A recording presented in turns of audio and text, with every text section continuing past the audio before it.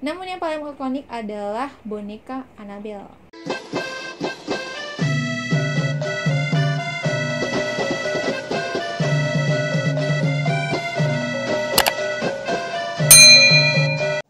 Assalamualaikum warahmatullahi wabarakatuh. Tapi pun, welcome back to YouTube channel Anggun Paksi dan terima kasih udah klik video ini. Kali ini gue bakal membahas mengenai museum terseram di dunia atau tercreepy di dunia. Tapi sebelumnya gue minta dukungan kalian untuk subscribe channel Anggun Paksi dan jangan lupa tekan tombol lonceng di bawah ini agar kalian gak ketinggalan notifikasinya. Let's check it out.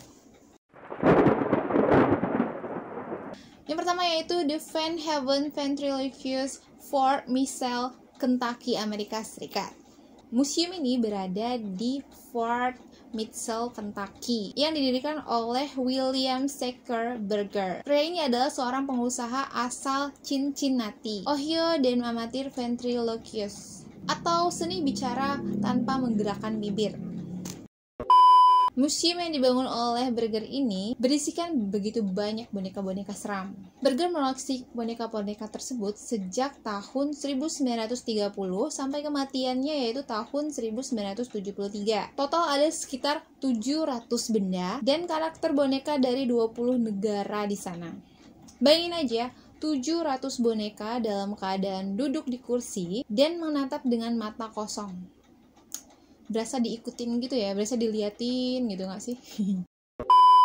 Boneka-boneka tersebut dijajar rapi di sebuah kursi papan kayu seperti di sebuah teater. Jika kalian berjalan di depannya, maka seakan boneka-boneka tersebut sedang mengawasi kemanapun kaki berjalan. Ribuan tahun yang lalu, banyak orang di dunia yang melakukan ritual pemakaman dengan tidak menguburkan jenazah, melainkan membentuknya menjadi mumi. Sisa-sisa dari mumi tersebut kini menjadi destinasi wisata sejarah, sekaligus wisata horor yang bisa dinikmati oleh orang-orang modern. Salah satu tempatnya yaitu Capucine Catacomb di Italia. Sebanyak 8.000 mumi dipajang yang bisa membuat bulu kuduk bermerinding. Mumi semua gitu. Penampakan mereka bahkan sungguh menyeramkan karena tersisa tulang tengkoraknya saja yang dipajang di etalase terbuka. Capucine Catacomb ini awalnya dibentuk setelah kematian Silvestro of Gubbio, orang suci terkenal sekitar abad 19. 4 batu kapur panjang di bawah gereja Capucine yang menampung ribuan mumi. Para mumi ini digantung dari leher hingga kaki dan mereka menggunakan busana terbaik. Turis langganan biasanya datang karena merupakan keluarga dari mumi ini. Alasan utama dibentuk kuburan ini karena ingin membuat wadah terbaik bagi keluarga yang ditinggalkan, yang ingin habiskan waktu mereka, bahkan bisa mengganti busana mumi itu sendiri. Mistis dan horor akan menyambut Anda. Ruangan sendiri dibagi menjadi beberapa kategori, yakni kategori pria, wanita, perawan, anak-anak, pastor, biksu, dan profesional. Jantung kalian akan semakin berdebar ketika menelusuri seluk-beluk ruangan. Suasana ini tepat untuk uji nyali. Siapa yang mau coba? Silakan. Di New Orleans, Amerika Serikat, terdapat museum kematian yang memamerkan beragam barang milik pembunuh berantai. Pertama kali dibuka pada tahun 1955 di San Diego, California, oleh J.D. Haley dan Kathy Schultz.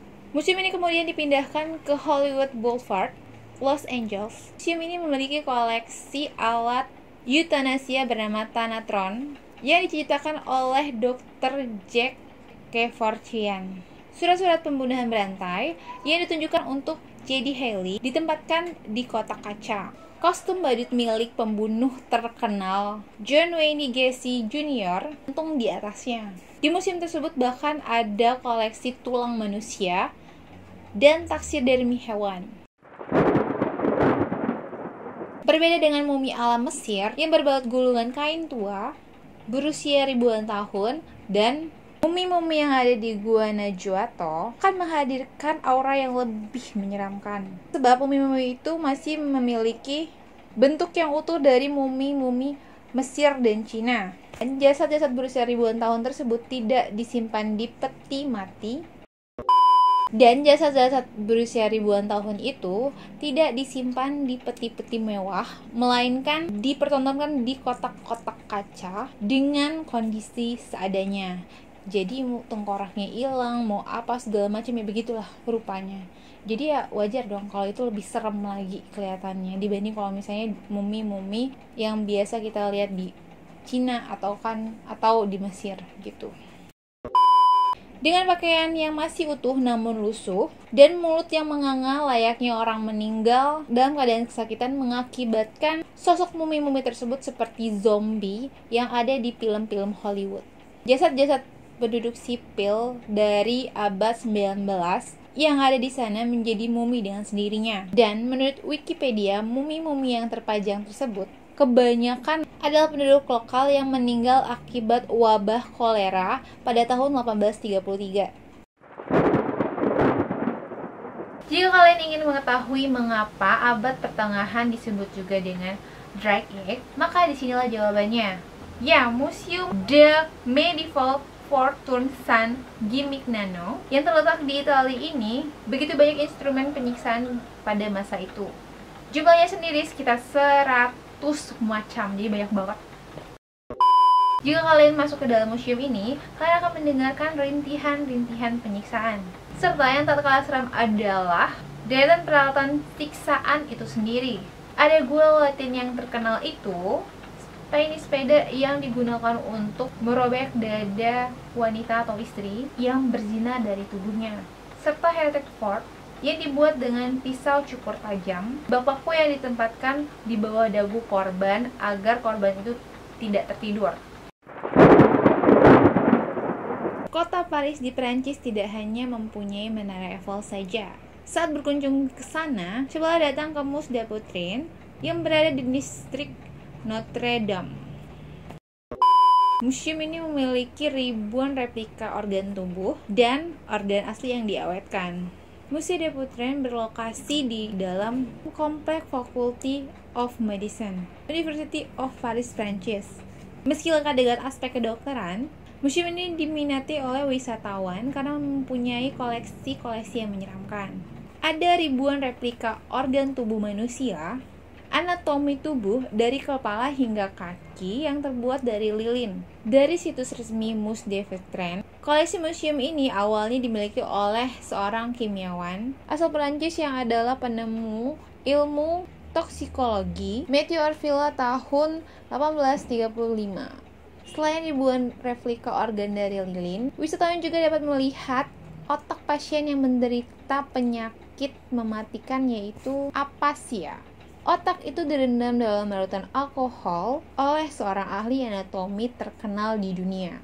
Traveler juga dapat melihat koleksi alat eksperimen kedokteran yang digunakan abad 17 dan 18, lengkap dengan gambar dan foto-fotonya.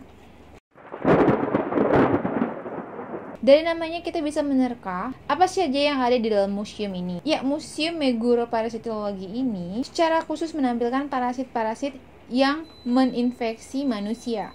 Terdengar tidak seram? Kata siapa? Kamu justru akan merasa merinding, bahkan tidak sampai 5 menit ketika memandangi koleksi-koleksi yang ada di sana. Di museum yang sudah ada pada tahun 1953, ini ada 45.000 koleksi parasit. Masing-masing dari mereka, Museum Medicine merupakan bagian dari sebuah organisasi profesi kedokteran tertua di Amerika Serikat, The College of Physicians of Philadelphia, yang berdiri pada tahun 1787. Museum ini bermula dari sekumpulan koleksi milik Dr. Thomas Denmater yang disumbangkan pada The College of Physicians of Philadelphia beserta sekian puluh dolar. Harapan Dr. Muter ini adalah koleksi dan juga uang yang disumbangkan bisa dikembangkan supaya dapat dinikmati dan diketahui secara umum. Sejak tahun 1909, Mater Museum ini mendiami gedung yang sekarang menjadi pusat The College of Physicians of Philadelphia. Koleksi Mater bertambah seiring waktu dan berkembang karena sumbangan dari dokter lainnya, seperti Dr. Kevin Jackson, ahli tenggorokan, dan Dr. Heard, ahli anatomi. Museum War juga memamerkan bagian-bagian tubuh korban Civil War yang beberapa perang hebatnya terjadi di Pennsylvania. Bagian-bagian tersebut seperti tulang benulang dari kaki, lengan, punggung, atau tengkorak yang terkena peluru senapan atau terkena pecahan meriam, memperlihatkan betapa parahnya perang saudara yang terjadi di Amerika antara pihak utara dan selatan. Terdapat pula alat-alat yang digunakan oleh para dokter dan perawat untuk mengobati dan menyembuhkan para korban perang. Museum yang satu ini mungkin menakutkan ya, tapi di sisi lain memunculkan ketertarikan khusus, terutama mereka yang menyukai hewan-hewan kriptid atau mitos. Ya, International Cryptozoology ini memang secara khusus menyajikan hal-hal yang seperti itu. Ini kita akan menyaksikan banyak bukti, bahkan potongan fisik hewan-hewan kriptid tersebut. Misalnya artefak-artefak sampai rambut yeti alias makhluk berwujud kera raksasa yang berjalan tegak yang diyakini keberadaannya, termasuk di Indonesia. Kalau percaya nggak? Kalau percaya komen ya di bawah, dan kalau nggak percaya juga silakan komen juga di bawah. Nah, kalau kamu selama ini tidak percaya dengan makhluk tersebut, museum ini mungkin akan mengubah keyakinanmu, karena di sini banyak bukti-bukti dari potongan tubuh dan sebagainya tentang makhluk-makhluk kriptid tersebut. Museum of the Occult, bagi penggemar film-film seram, mungkin nama ini tidak asing lagi. Ya, jika kalian pernah nonton Annabelle dan Conjuring pasti tahu. Seperti yang ada di film, museum ini berisikan benda-benda khusus yang diyakini pernah dirasuki oleh makhluk-makhluk halus. Dan banyak koleksi di sini, dan yang paling ikonik tentu saja boneka Annabelle. Sangat berbeda loh dengan versi film dan versi nyatanya. Jelas lebih seram memandang dengan mata sendiri, karena sensasi luar biasa seram. Berdoa banyak-banyak ketika memasuki museum ini, karena hal menyeramkan seolah ada di setiap sisi museum ini. Nah, itu dia pembahasan gue mengenai museum-museum terseram yang ada di seluruh dunia. Jika kalian suka dengan video ini, silahkan like video ini dan share ke teman-teman kalian, biar teman-teman kalian juga tahu info ini yang menarik ini gitu kan. Dan subscribe channel ini biar kalian tidak ketinggalan juga. Jangan lupa tekan tombol lonceng di bawah ini. Oke, bye-bye.